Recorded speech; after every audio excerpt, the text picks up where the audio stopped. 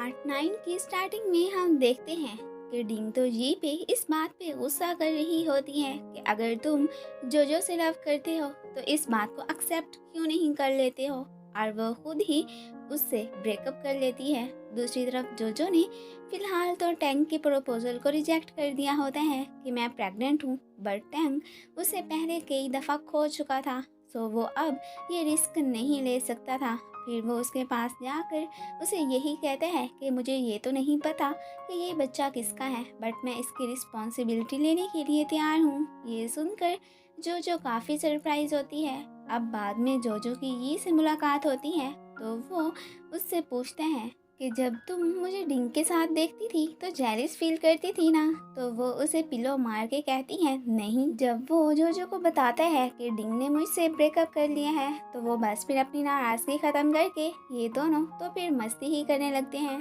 फिर जोजो जब उसे बताती है कि मैं प्रेग्नेंट हूँ और ये बच्चा तुम्हारा है तो ये बात सुनकर बेहोश ही हो जाता है। अब फिर जब वो होश में आता है तो माँ को कहता है कि मैंने एक ड्रीम देखा है कि मैं बाप बनने वाला हूँ। माँ उसे अश्योर करवाते हैं कि ये कोई ड्रीम नहीं बल्कि सच है, वाकई में तुम डैड बनने जा रहे हो। अब तो वो फिर खुशी से इमोशनल ही हो जाता है और वो तो अपने बच्चे की रिस्पॉन्सिबिलिटी लेने के लिए भी तैयार होता है। नेक्स्ट डे जी अपोलोजाइज के तौर पर डिंग के लिए येलो फ्लावर लेकर जाता है एंड साथ में वो उसे जब ये बताता है कि जो प्रेग्नेंट है और मैं ही उसके बच्चे का बाप हूँ तो वो इस बात से काफ़ी गुस्सा होती है एंड उसे साथ में बुरा भला भी कहती है कि अगर तुम उसे लाइक करते थे तो फिर मुझे बेवकूफ़ बनाने की क्या ज़रूरत थी।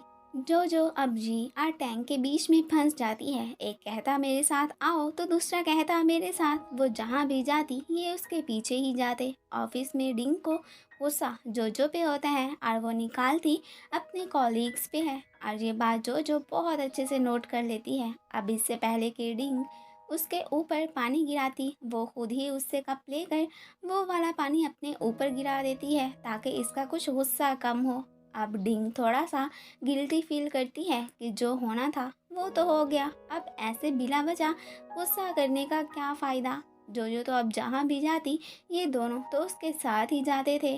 टैंग अलग से अपनी मोहब्बत का यकीन दिलाने की कोशिश करता और जी अलग से जोजो को कहता कि मैं अपने बच्चे की रिस्पॉन्सिबिलिटी लेने के लिए तैयार हूँ। इवन के टैंग तो उसे अपने साथ ब्राइडल ड्रेस खरीदने के लिए भी लेकर जाता है। अब आगे ये उसकी चॉइस कि वो किसे सिलेक्ट करे। फिर वो लोग घर पर जाते हैं तो वहाँ पर भी यही हाल होता है कि जोजो को कुछ भी चाहिए होता है तो ये दोनों ही उसे सर्व करने लगते हैं। वो इनसे तंग आकर बाहर ही उठकर चली जाती है। मॉम और माँ की तो अब काफ़ी अंडरस्टैंडिंग हो गई होती है। अब फिर टैंग बाई ही श्याओ और री तो मिलकर गेम खेलने लगते हैं।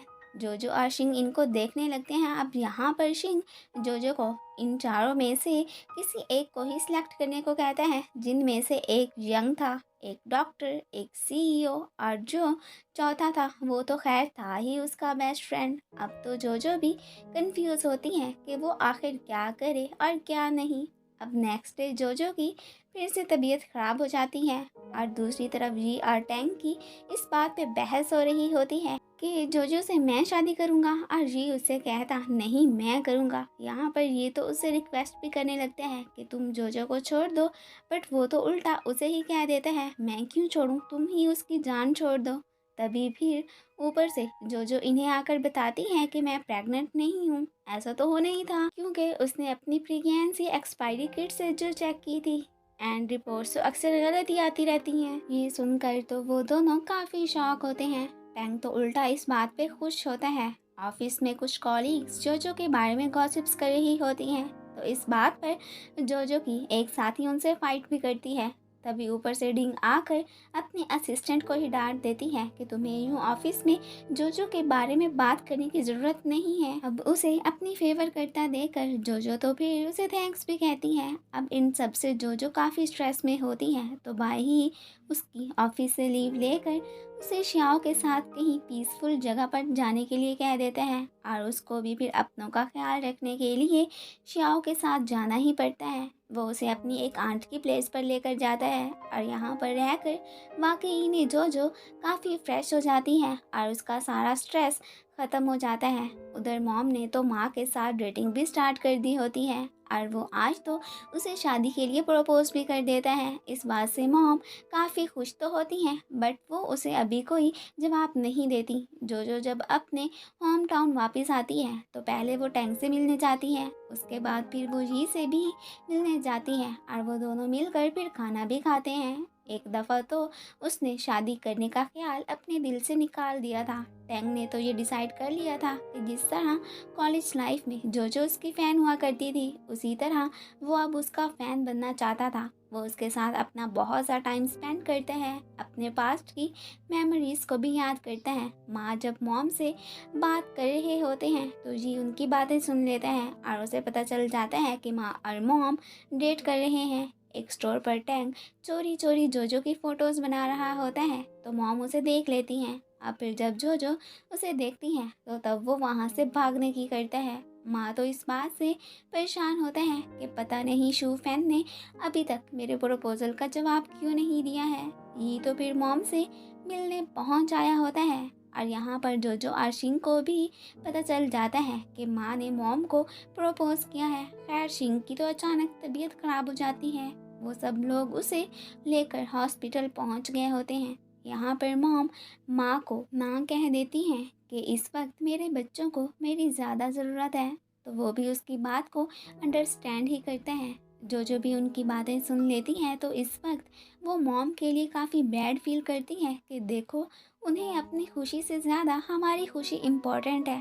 टैंग की बर्थडे थी तो वो उसे अपनी बर्थडे पार्टी में इनवाइट करता है तो वो उसे हाँ ही कह देती है। इस बात से टैंग तो बहुत खुश होता है। शिंग तो माँ से ये प्रॉमिस लेता है कि हम मॉम की शादी आपसे करवा देंगे, बट इस शर्त पे कि आप उनका बहुत अच्छे से ख्याल रखना, और वो भी उसे अश्योर करवाता है कि डोंट वरी मैं ऐसा ही करूँगा। जो भी उनकी बातें सुन लेती है और वो काफ़ी रिलीफ फील करती है कि शिंग को मॉम की शादी से कोई एतराज़ नहीं है। अब टैंग की प्लेस पर जो को छोड़ने ही आता है। अब फिर हॉस्पिटल में ये सब मिलकर उसकी बर्थडे सेलिब्रेट करते हैं। यहाँ पर टैंग तो जोजो से अपना लव भी शो करता है। ये तो अभी तक बाहर खड़ा उसके आने का वेट ही करता रहता है। एंड फिर जब वो इन दोनों को साथ में देखता है तो उस वक्त वो काफ़ी जेलिस फील करता है और इनको इंटरप्ट करने के लिए वो तो फिर जोजो को कॉल भी कर देता है।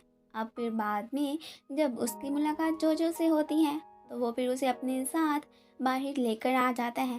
पहले तो वो उसे ये बताता है कि मैंने तुम्हारे रेजिग्नेशन लेटर पे साइन नहीं किए थे, सो तुम जब चाहो जॉब पे वापस आ सकती हो। एंड सेकंड, ये दोनों फिर माँ और मॉम की शादी करवाने का प्लान बनाने लगते हैं, जो कि उन्होंने मॉम को स्पेशली सरप्राइज ही देना था। टैंग तो जोजो के लिए एक डायरी बनाने में लगा होता है, जैसी कि जोजो ने उसके लिए बनाई थी, और ये सब करने में हुई उसकी हेल्प करती है। जोजो तो प्लान के अकॉर्डिंग मॉम को एक पार्टी में जाने का कहकर उन्हें एक ड्रेस दिलवाने आई होती है।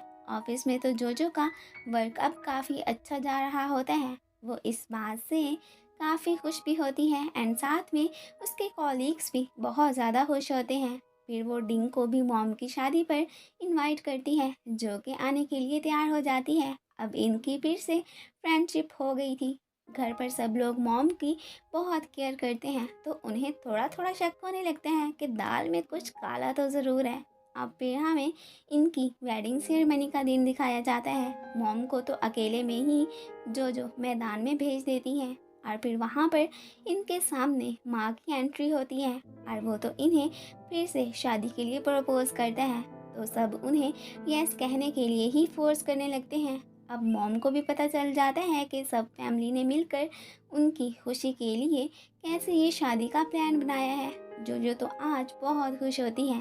फिर माँ उन्हें रिंग पहनाता है। यहाँ पर बाही भी अपनी शादी की बात करता है तो डिंग उसे कहती है ठीक है, मैं तुमसे शादी करने के लिए तैयार हूँ। डिंग और बाही की जोड़ी वैसे बुरी तो नहीं है, सो स्वीट। मॉम तो यहाँ पर जोजो को हग कर लेती हैं। फिर मॉम शिफ्ट होकर माँ के घर नहीं बल्कि माँ इनके घर रहने के लिए आ गया था और ये सारी फैमिली ही काफ़ी हैप्पी होती है। बाद में जोजो को पता चलता है कि जी कुछ अरसे के लिए वर्क के हवाले से कहीं और जा रहा है, तो वो फिर उसे जाने से रोकती तो नहीं लेकिन सैड ज़रूर हो जाती है।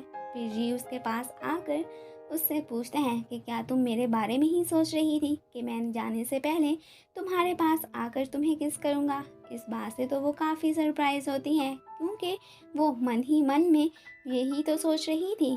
खैर इसी के साथ ही ये पार्ट ख़त्म हो जाता है। Thanks for watching and guys, अगर आप लोगों को मेरी वीडियो अच्छी लगती है तो प्लीज़ इसे लाइक शेयर एंड कमेंट भी कर दिया करें। एंड अगर आप लोगों ने अभी तक मेरे चैनल को सब्सक्राइब नहीं किया है तो please subscribe my channel. Thank you.